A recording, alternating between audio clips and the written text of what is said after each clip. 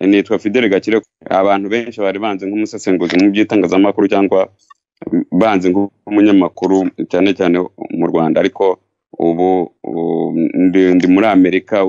Ubu ngiye guhindura titre, noneho nzane indi titre nshya yo kuba umunyapolitiki. Mu gukomeza rero jewe mu busanzwe ndi umunyarwanda, data yitwa Rutaremare Nyange Rutayoberana, mvuka ku gasozi bita Kayogi, ariko mu kagari mu mudugudu wa Nyarubuye, akagari ka Nkakwa, umurenge ni Nyagisozi, mu karere ka Nyaruguru. Ariko ubundi mva mu Rwanda, naturutse mu karere ka Nyarugenge. Turabasuje kandi tubaha ikaze mu biganiro mugezwaho na Pax TV, Women News, ijwi ry'abativugira. Tujya tunyuzamo tukababwira by'abantu baburi irengero, ariko kenshi tuvuga ndetse hafi ya buri gihe tuvuga ab'imbere mu gihugu. Iyo tuvuze dutyo, bamwe baravuga bati nibyo koko umuntu ubwo yabuze abaza aho aherereye, abaza aho yarengeye, bafashe umuryango we kumubona, bafashe abe n'abamuzi kumubona. Abandi bo bagahagurukira kudutera amabuye bavuga ngo ubwo mushatse kuvuga ko yashimuswe n'inzego z'ubutegetsi cyangwa se ubuyobozi cyangwa leta, ariko si cyo tuba tugendereye. Ahubwo tuba tubaza tuti uyu muntu arahari, ariho, ni amahoro se? Yaba hari ashobora kwivugira ati ndahari, ntaho nagiye. Yaba ntacyo avuze kandi uwaba azaherereye akabimenyesha be, utabizi nawe agatuza agategeza nyamwe n'abandi, n'inzego z'umutekano zaza zimufite kandi zikazavuga ati warahari, araha n'aha, aherera n'aha, kurikiranywe iki n'iki. Kuri uyu munsi bwo ibyo tukora ku baburi irengero ntabwo ari umunyarwanda uri imbere mu gihugu. Noneho turavuga ku munyarwanda uri irengero ariko uri hanze y'igihugu, nubwo tutazi niba kuri irengero ko twarabereye hanze y'igihugu cyangwa kwarabereye imbere mu gihugu. Ndavuga u Rwanda kuko ni umunyarwanda wari hanze y'igihugu, n'umunyamakuru wamaze imyaka ikabaka bacuma mu bitangazamakuru mu Rwanda, nyuma aza kujya gutura muri Amerika. Ubu rero yaburi irengero wamize igihe kwa 3. Ninde? Byagenze bite? Yabuze ati ku cyamezi ashize ataraboneka, akiburi irengero? Byifashe bite? Amakuru mashyari na yahe? Tubaha ikaze, byose ni mu kanya.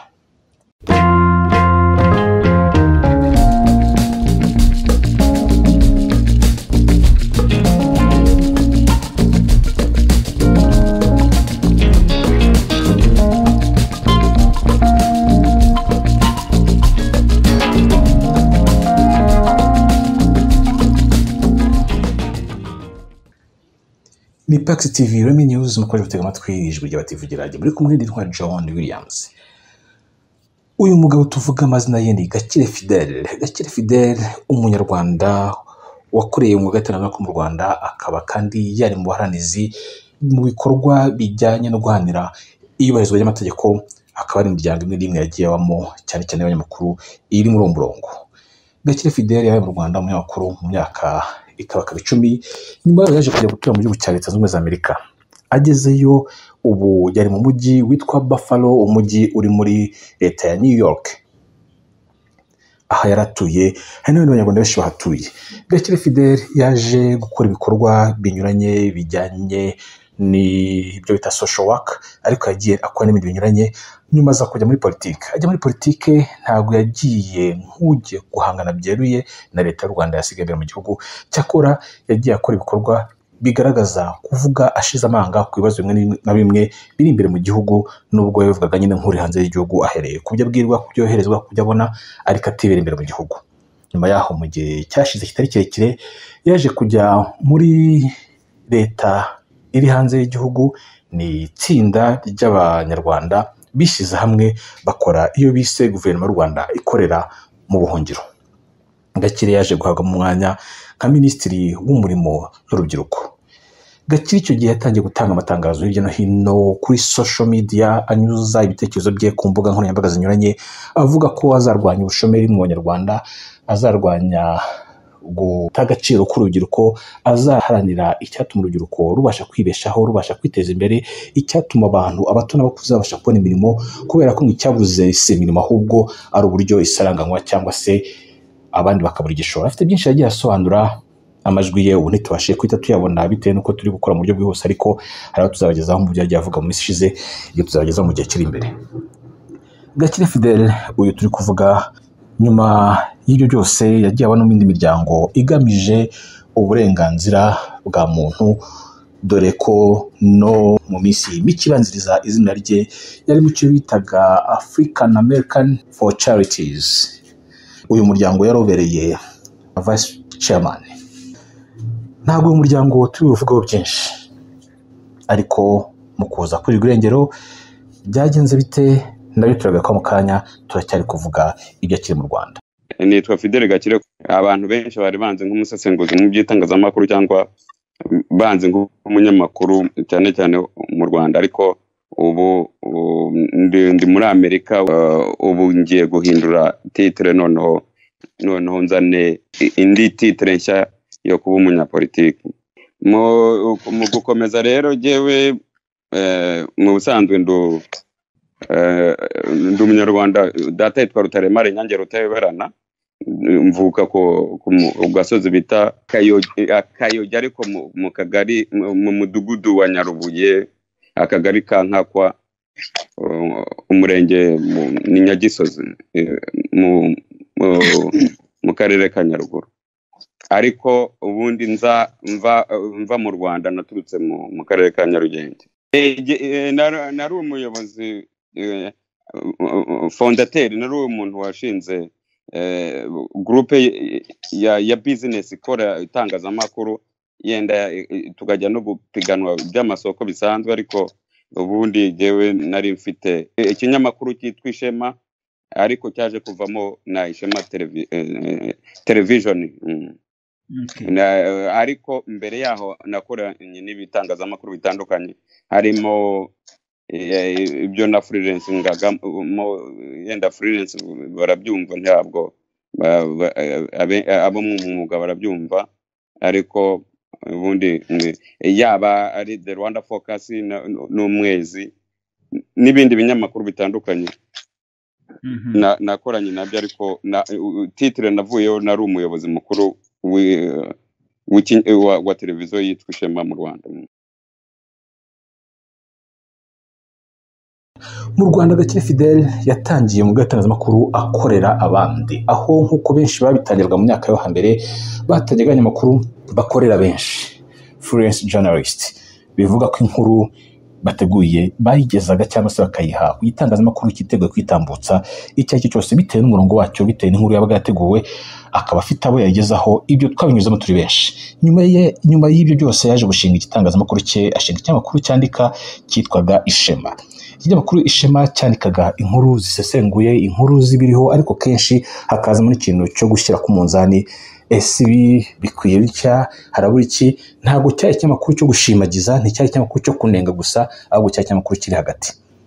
Rimwe na rimwe yagiye yandika inkuru zikaza guteza kuvugisha benshi, nayo kubyita ku guteza urujijo, kuko zabaga zifite icyo zivuze, ariko ugasanga bamwe mu batazishyigikiye bazigize ikibazo. Hari n'inkuru igeze kwandika iteza ikibazo kirekire, biba ngombwa ndetse ko iyo nkuru aza kuyisabira imbabazi, asohora nimero special y'ikinyamakuru cy'Ishema asaba imbabazi, ndetse yanandikiye umukuru w'igihugu asaba imbabazi. Dore nk'uko mubona kuri amashusho, kuri iyi shusho aha ngaha, iki kinyamakuru cye kiriho aho yasohoye ifoto igaragaza ko ari gusaba imbabazi. Birandemereye, ariko kuko muri iyi turi mu rwego rwo gusaba imbabazi, ntabwo nabona ukuntu mbivugaho ikibazo cyabyo. Ariko nimara ayo mezi 6 nzashaka ukundi tubigorora ku buryo ifatwa ry'ibyemezo nka biriya biremereye rizajya ritungana, rikaba ari ibyemezo bizajya bishimisha nabo byafatiwe. Kuko gusabira imbabazi ndiho mvuga ko icyaha cyasohotse muri iriya nkuru atari icyaha, cyangwa se kidashobora gufatirwa ibyemezo n'inkiko, ahubwo nuko byaducitse tutabashije kwicara hamwe ngo nonosore turebe ibibazo yatugiraho n'icyo ishobora kuba yamarira Ishema nka kampani, aho kurishyira mu bibazo byo mu nkiko. Gakire yakomeje ngo yiteraza ku Rwanda. Nyuma rero yaho nubwo yagiye hanze, yahagiye yarashinze televiziyo yise Ishema TV. Ishema TV yashinze itandukanyeho gato ni Ishema TV muherutse kubona ya Cyuma Niyonsenga Saint Dieudonné, ariko atangiza Ishema TV we aho bitandukaniye. Gakire Fidèle yayitangije ari televiziyo ifite umurongo ireberwaho nk'uko izindi zose zikora imbere mu gihugu zikora, umuntu abasha kureba avuga ngo kuri chaîne iyi n'iyi, bitari kuvuga gusa ngo ibarizwa ku murongo wa YouTube. Gakire Fidèle uretse iyo televiziyo yashinze igakora igihe runaka, yakoraga ibiganiro binyuranye, igakora n'amakuru. Mu banyamakuru yagize bavugaga amakuru harimo n'uyu Niyonsenga Dieudonné Cyuma Hassan, aho Gakire agendeye televiziyo akayifunga. Nyuma yaho haciye amezi atari maremare nibwo Cyuma Hassan Niyonsenga Dieudonné yaje gushinga Ishema TV, noneho yo ikorera online, ikorera kuri YouTube, ariko izina afatira kuri iryo ngiryo ry'iyo yakozemo itarakoreraga gusa kuri YouTube ahubwo ya televiziyo isanzwe. Ibi nabyo ntabwo tubitindaho, ntabwo ko muri Amerika yakoze mu buzima busanzwe nk'umuntu ugiye gushaka imibereho myiza kurushaho, nyuma aza kujya mu bikorwa bya politiki ariko atari umuheza nguni. Nyuma yaho aza kuzimira. Amezi yarabaye hafi 3 mu bucukumbuzi bwa mbere twabanje gukora, twakurikiranye amakuru duhereye ku bantu babanye nawe muri ya guverinoma, duhera ku bantu bamwegereye. Ese kuki ntacyo batangaza, kuki ntacyo bavuga? Ibi bigatuma tuvuga ngo ubwo abamuri hafi, ubwo abamwegereye mu bikorwa bya politiki ntacyo batangaza, birashoboka ko bazaherereye, cyangwa se niba nabo bari mu kiruhuko bakaba ari mpamvu badatangaza ko bamubuze cyangwa ko yaburiye irengero.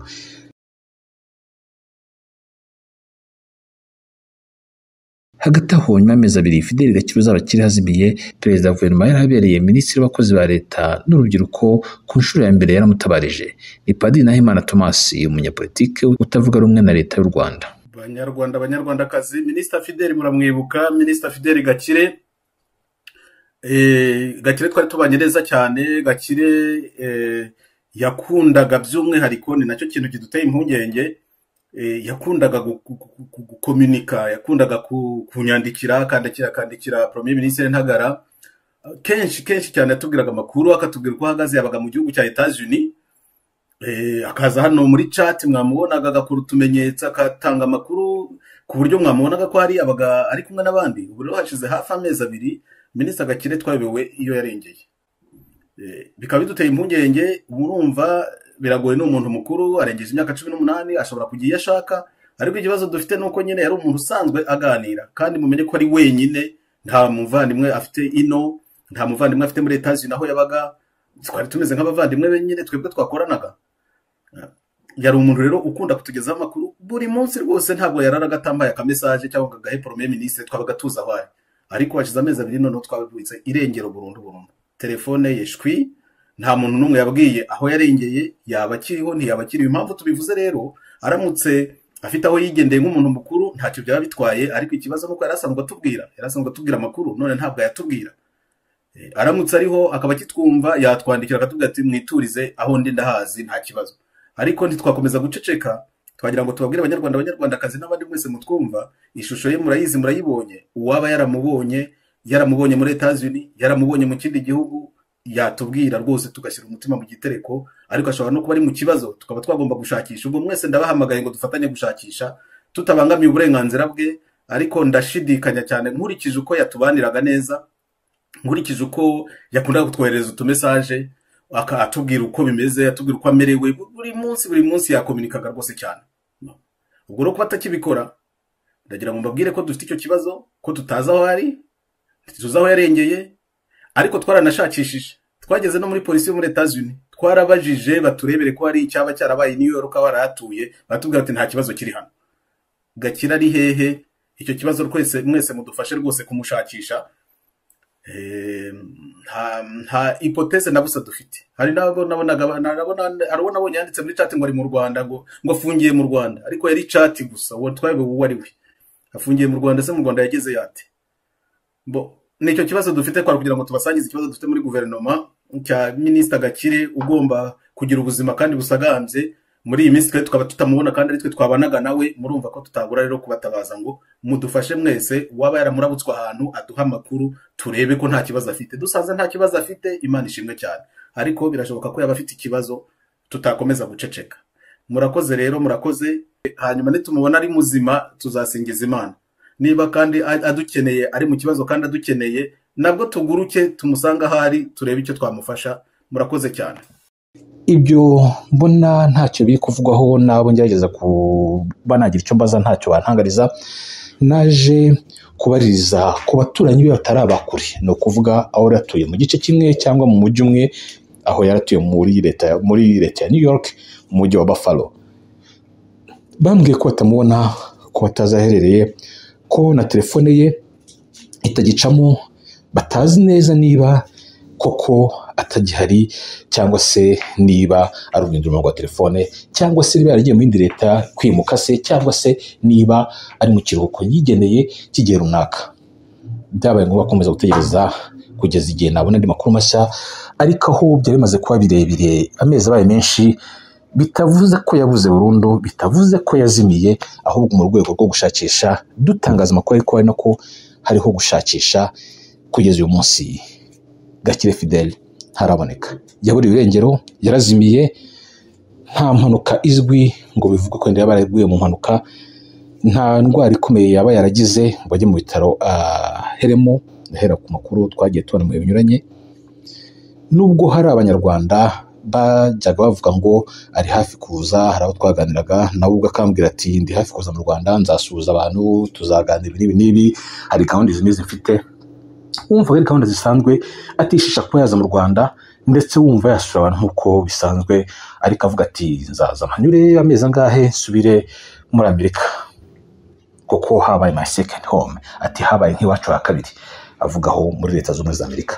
Gakire Fidèle rero ntabwo yabashije kuza mu Rwanda, ntabwo tubihamya 100%, kubera ko bamwe mu bavuga ko bazabonana bageze mu Rwanda, abo nagejeje kuvuga nabo ntibashaka kunsubiza. Ndetse mu minsi ishize nabazaga abanyamakuru babanye nawe ibi bintu binyuranye, bakambwira ngo nabo ntibazi uko bihagaze, ariko haciyeho icyumweru noneho nta n'umwe uvuga ngo nta n'umwe wemera kugira icyo avuga kuri we. Umubaza utise nta kandi gakuru wari wamenya kuri Gakire Fidèle, ukabona umuntu ahise azibiranye isura, ukabona arahindutse, cyangwa se agahita agutera umugongo. Ibyo navuze ntumenya ishyamba ritakiri ryeru, ese yaba yarasohotse mu gihugu? Ndavuga ati Leta Zunze Ubumwe za Amerika, agisohotsemo se kuza mu Rwanda yaba yarahageze? Ahageze se yaba yarinjiye? Ibyo ntitubizi, ntitunabitindaho, nta gihamya na kimwe.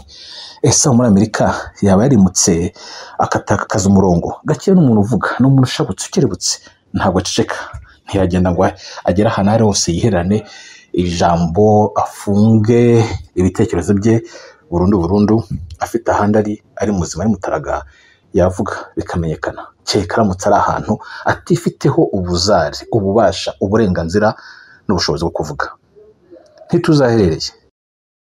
Mu kanya kashize nahamagaye muri Leta Zunze Ubumwe za Amerika, mbaza umwe mu bo nakwita abaturanyi batari abakure.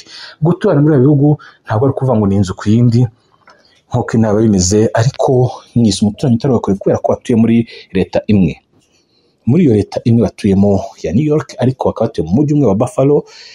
Nashatse kumubaza bigeze, ni umwe mu ndagiye mbaza no mu binyuranye ibya Gakire Fidèle, singira amakuru ahamye mbona, ariko hari kugeza ubu ndagira ngo tuyatangaze. Uwo twavuganye we nahamagaye ni Mukunzi Rubens. Mukunzi Rubens muramuzi hano i Kigali mu Rwanda, yakoze ku bitangazamakuru binyuranye, Radio DC yitwa Mr Bean, yakoze kuri City Radio, yakoze n'icyamakuru cyitwa Oasis Gazette, yakoraga ku nkuru z'uburezi. Afite byinshi yagiye akora ntari bugaruka ntari butindeho, ndetse ni nawe watangaje iby'ijanjagurwa rya telefone zajanjagurwa na Minisitiri w'Uburezi mu Rwanda. Icyo gihe nabyo bigatera benshi kuvuga menshi, kuko byibazwa ukuntu Minisiteri y'Uburezi yari ishinzwe n'ikoranabuhanga muri icyo gihe, noneho umuyobozi wayo Minisitiri ajya kujanjagura telefone akazimenagura.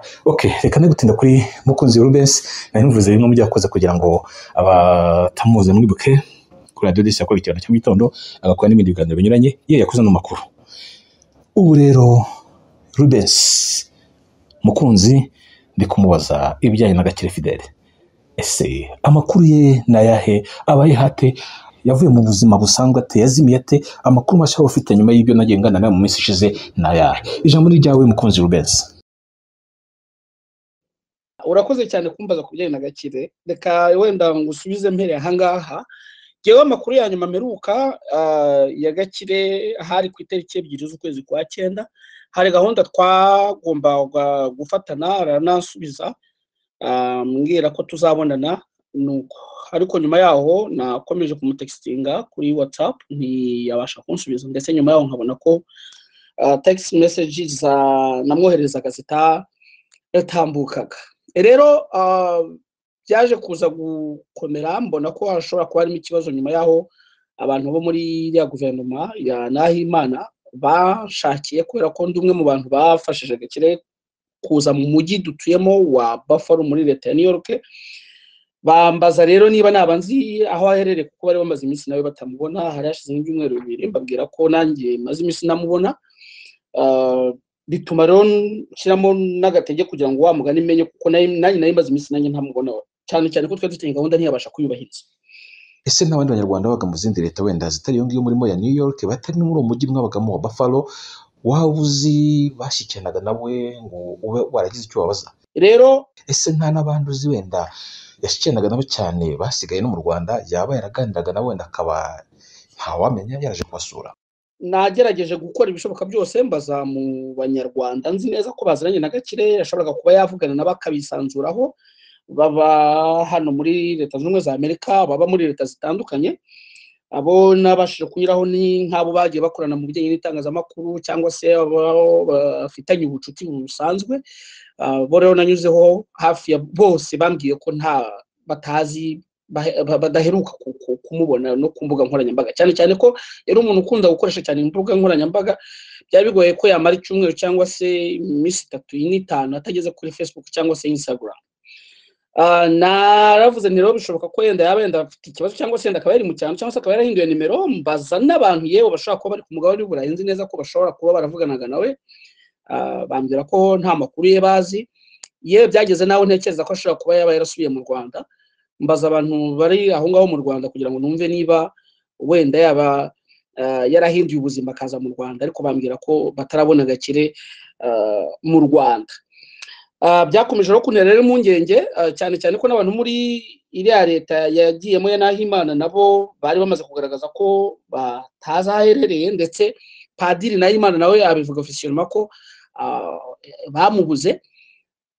Guhera rero icyo gihe rero byabaye ikibazo, n'abantu bo muri community tubamo hano mu mujyi wa Buffalo muri leta ya New York batangira kumbaza, ndababwira nti ntabwo nzi rwose ahari. Bamwe bakambwira bati wabaza hanaha, wabaza hanaha, wabaza hanaha, ariko aho nabajije hose ntabwo nabashe kumubona. Noneho muri Leta Zunze Ubumwe za Amerika bigenda biti umuntu abura irengero, abantu be cyangwa se abantu bamuzi cyangwa bashaka kumenya ibye babaza he mu nzego z'ubuyobozi cyangwa se z'umutekano, nihe biyambaza? Nifashishije inzego za polisi yo muri uyu mujyi dutuyemo, nabo bambwira ko batabasha kubona aho yaba ari, kuko akenshi hano muri Leta Zunze Ubumwe za Amerika umuntu ashobora kubura bitewe n'uko yenda afunzwe cyangwa se yenda yagiye mu bitaro, ariko mu mezi agiye gushira 3 ntabwo bibasha kugaragara ko uyu mugabo wenda yaba yarafunzwe cyangwa se yaba yaragiye mu bitaro. Bivuga ngo rero ahantu ari ntabwo kugeza kuri no munota nakubwira ngo ndahazi. Inzego za polisi zambwiye ko zizakomeza gushakisha, zagira icyo zigera wenda zikatumenyesha, ariko ntabwo nakubwira ngo Gakire abaherereye hanaha. Yewe naranashakije ngerageza kugera kuri adresse ya nyuma yaho yitwa ko yaba yaratuye, naho bambwira ko batazi aho ashobora kuba ari. Ni ikibazo rero, kugeza ubu ngubu nta makuru dufite yuko yenda yaba yaravuye muri Leta Zunze Ubumwe za Amerika ngo abe yaragiye ahandi. Nta n'amakuru dufite yandi yari yose yaba avuga kuri Gakire. Niyo mpamvu mwabonye ko nabishyize kuri social media kugira ngo turebe niba hari abaturusha amakuru bakatubwira irengero rya Gakire. Bwana Rubensi, hari ikintu tujya twumva kandi nawe ujya ukibona cyangwa ujya ucyumva, hari ubwo abanyarwanda hirya no hino ku isi bajya bajyana amakimbirane ashingiye kuri politike cyangwa se mu bitekerezo cyangwa mu mashyirahamwe organisation babamo. Ese kuba yaragiye muri politike, akaba muri la guverinoma, akaba muri la shyaka, nta makimbirane waba warigeze wumva cyangwa waba uzi nk'ubyegereye kureza ko turi hano i Kigali yaba yaragiranye nabo navuga bayoborana cyangwa se bari mu ishyaka rimwe cyangwa se ari umuyobozi umwe? Simvuze mu buryo bwose bwo kuba hari ukubateranya cyangwa se gushaka kuzana amazimwe, ariko iyo umuntu abura irengero ntaho umuntu adapfunda imitwe abariza ngo byaba byageze biti. Rero ibijyanye n'imikorere ye na guverinoma kuba yenda yagirana ibibazo ntabwo mbizi rwose. Ngira ngo n'uburenganzira bwo kujya muri politiki no gukorana n'abashaka, ntabwo nzi niba hari ibibazo baragiranye nabo. Yewe hari n'abambwiraga bati se yenda ntiyaba kubera ko yenda ari mucyo twakwita opposition, ntiyaba yenda leta ya Kigali yenda yaba yaramutwaye ntabwo mbizi, nta nubwo nshaka kugeraho komenti. Icyo nzi nuko muri communauté yabagamo yari umunyarwanda usanzwe waje gushaka ubuzima muri Amerika nk'uko nawe yabyivugiraga, ariko kuba yari involved cyane ibintu bijyanye na politike ntabwo mpamya ko byari impamvu yatuma yaburirwa irengero. Keretse yenda rero ufite ikindi kibazo yenda wambaza, ariko ndumva ari ibyo ngibyo by'ingenzi nakubwira. Ikindi nuko rwose turasaba umuntu wese ushobora kuba hari amakuru afite arushijeho yatuma tumenyera ko Gakire yaba ari byadufasha cyane. ukomeje kukana kuko yaba yarashatse kuza mu Rwanda cyangwa se yaba yaraje mu Rwanda ibintu ntushaka kubitindaho, byaba byo bitaba byo ntushaka kugenjeramo. Aha birumvikana, ariko binteye kongera kwibuka abandi banyarwanda bagiye baburirwa irengero, bamwe bavuga ko bashobora kuba baje mu Rwanda cyangwa hafi y'u Rwanda bahizanye cyangwa bazanywe, ariko ikizwi cyo nuko byatangiye babaririzwa ngo ese baherereye he. Ndavuga abanyarwanda baburiwe irengero bari hanze y'u Rwanda, bakabihuza no kuba baregereye u Rwanda cyangwa se barugezemo, ariko amaherezo akarangira nta umenya akanunu kabo. Nawe ntabwo twabihuza 100%, ariko ndaguha ingero. Hari Ben Rutabana, uwo yaburiwe irengero biravugwa kugeza abuze burundu. Hari Guillaume Rutembesa yaburiwe irengero ari hanze y'u Rwanda, biravugwa ukwinshi kugeza abuze burundu. Hari undi wabuze ejo bundi Ntamuhanga Cassiane, nawe umwaka urirenze bigenze bityo. Ese nta rujijo wumva byaba biteye kukuba uyu Gakire Fidèle uzaba akiriho nawe yaburiwe irengero muri Amerika, bikaba byajyana isano n'ikindi kintu icyo ari cyo cyose cyo kuba hari aho yaturutse yifuje kugera, cyangwa se hari ubundi buzima yifuje kunyuramo, cyangwa hari yari giti urwo rujijo rwumva ute? Rero William, yewe rero ku giti cyanjye nk'umuntu navuga ko nanamwakiriye bya mbere hano muri Leta Zunze Ubumwe za Amerika, navuga ko nakoze ibishoboka byose kugira ngo nshakishe kumenya amakuru y'aho yaba aherereye, nyuze kubo bari bazanye nk'uko nabisobanuye, bari muri communauté y'abanyarwanda, bari muri communauté zo mu bindi bihugu yashoboraga kuba yavugana nabo barimo nk'abo baturutse i Burundi. Nzi neza ko n'abantu muri guverinoma ya Nahimana bashaka kuba hari ubundi buryo baba barakoresheje mu buryo bwo kumushakisha. Nkaba ntabona impamvu yatuma abantu batagira uruhare mu kumushakisha niba hari uburyo bushobora gukoreshwa. Hanze aho hari abanyarwanda ukuntu babayeho mu buryo bw'imiryango inyuranye, cyangwa se niyo umuntu yaba ari nyakamwe yimenya, usanga hari abafite indi miryango baherereyemo niyo yaba atari ya politiki. Gakire yaba yarabanye ate n'iyitwa diaspora nyarwanda? Ibya diaspora byo ntabwo mbizi, kuko bitewe n'uburyo abanyarwanda tuzamo hano muri Leta Zunze Ubumwe za Amerika butandukanye, hari abiyumva muri iyo diaspora birumvikana yenda ku buryo bujyanye no gukorana na leta. Rero ntabwo mpamya ko Gakire hari inyungu abari muri icyo kintu cyitwa diaspora bagira inyungu yo kumushakisha, cyane cyane ko yaratangiye kwidentifya nk'umuntu uri ku ruhande rw'abatavuga rumwe na leta. Rero ntabwo nakubwira ngo yenda uyu yagira uruhare mu kumushakisha, cyane cyane ko n'umuryango yari afite hano muri Amerika, nta n'umuryango no mu Rwanda ntekereza ko munini yari afite, uretse yenda kuba yari afite abantu bakoranye mu itangazamakuru, cyane cyane ko yari wacitse ku icumu rya Jenoside yakorewe Abatutsi.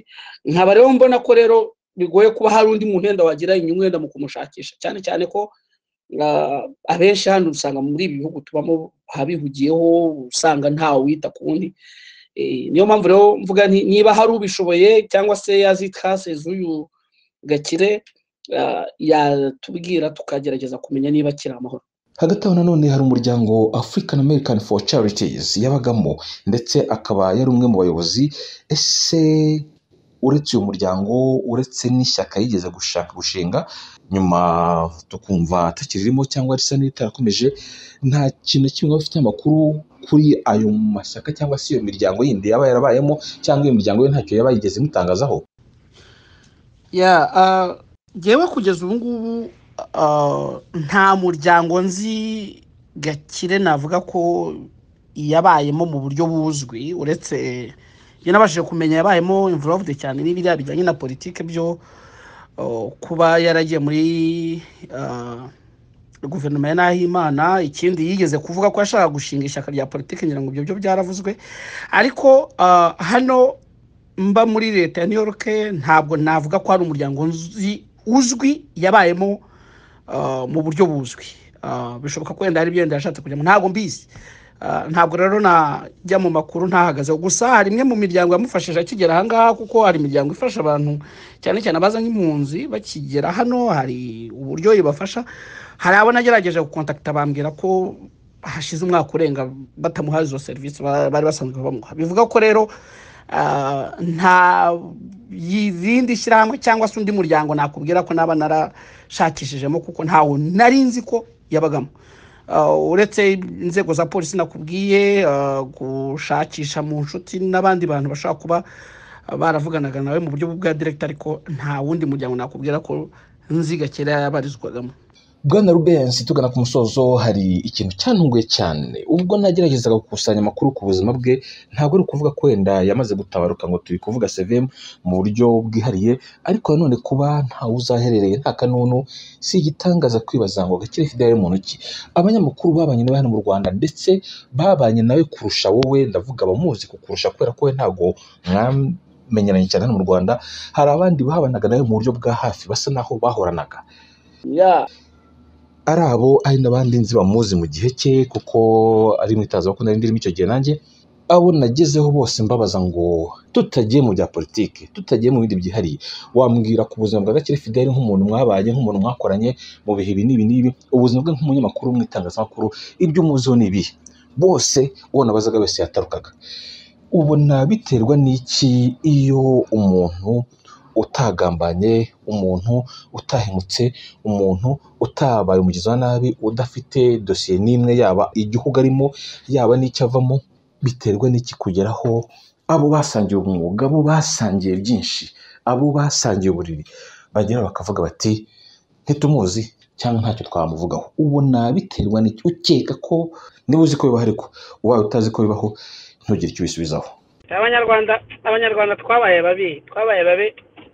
Umuntu ari mu byago, abantu bari kumushakisha, niba ariho niba atanariho simbizi, ariko umuntu ari mu byago bakakubwira ngo vuga icyo umuzi, ukavuga ngo kweri. Kandi uwakubwira abo bantu nubwo ntabaza abo contacts, ariko harimo abantu benshi b'abanyamakuru ngaho Gakire yagiye yohereza amafaranga mu buryo bumwe cyangwa ubundi, ibyo ndabizi. Ariko umuntu ukamubwira uti gira icyo uvuga, reka da, ukabona ngo kwa aho gusa tungo ari ngwayarije muri bya politike nabyo biri aho ngo bitanasobanutse. Birababaje. Nakundi hano naho abanyarwanda bakomeje kunkontakta cyane bambaza, mbabwira ko nyine nawe n'ubu nta trace na polisi nta kintu irambwira. Turagushimiye cyane bwana mukunzi Rubensi, urakoze kubwo amakuru duhaye kuyo uheruka no kuyo wabuzi kuri Gakire Fidèle uzaba kiriho, kandi ugire ibihe byiza.